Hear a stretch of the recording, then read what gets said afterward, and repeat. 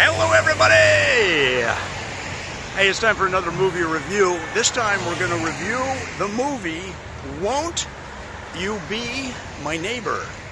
A documentary that covers the life of Mr. Rogers, of course, the beloved host of the TV show, Mr. Rogers' Neighborhood. Now this is a fascinating story because they look at the life of a beloved American icon that for children of all ages for decades instilled a sense of safety, community, family, and neighborliness that some of the hyperactive shows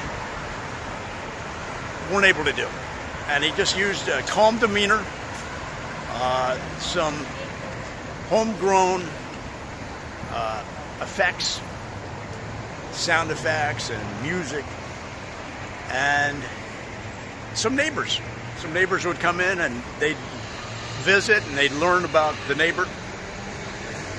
So this documentary goes all the way back. It starts at the very beginning and details Mr. Rogers' time in college, where he was a star of the debate team, and at the same time he captained the football team of their school to 4 conference championships as the quarterback and captain. He was a walk-on freshman, but was able to use his charm and neighborly skills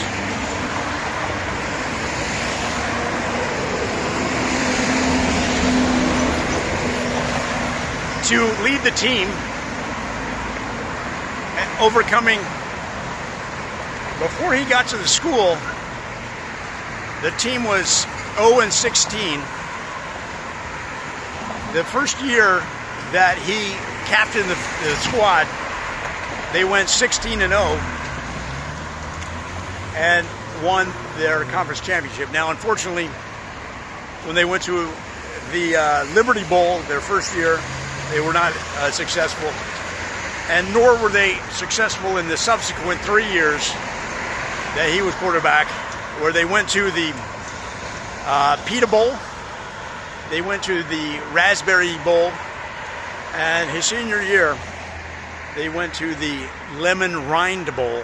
But again, none of those bowl games were they successful. But for a guy that really was slight of stature for a college quarterback, he used his personality and his mind power to lead the team to those conference championships. So you got to give it to him, and you can see already that as a young man he's developing the leadership qualities that he shows in the TV show later on. So from there he graduates college, and this was the very, very beginnings of wrestling circuits around the country. So he had this idea of becoming a masked wrestler on local regional wrestling circuits. So this was before the huge wrestling shows that we know today, from WWE, or in my day, World Championship Wrestling.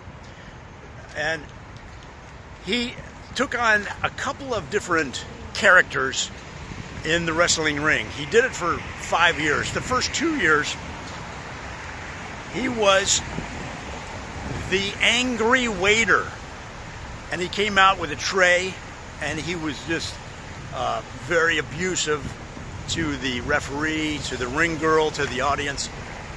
So he was a villain. He played a villain the first couple years as the angry waiter, and he'd come out and he'd say, "Okay, what do you want? What do you want to eat? Come on, I don't have all day." This was his routine, right? And the audience would boo, boo, boo. And then he switched over and used his good guy persona. He wasn't very good as the angry waiter. He switched over, turned on his good guy persona, which is his natural self, and he became the good neighbor. hey, I'm the good neighbor. And he'd come out and the crowd was like, yeah, they loved him, man. And his wrestling style wasn't really combative. He used to talk to the other wrestler. He'd say, you know, the other wrestler come out, he's ready to battle, and he's like, hey, how are you? How's everything going? You know, he got to know him. He got to know the other wrestler. And more often than not, they ended up arm in arm telling stories about their family to each other. And so that was the beginning. Those are the beginning years of the Mr. Rogers magic that we all know today from the TV show. So a fascinating look at an American icon. I'm going to give it 5 out of 5 stars.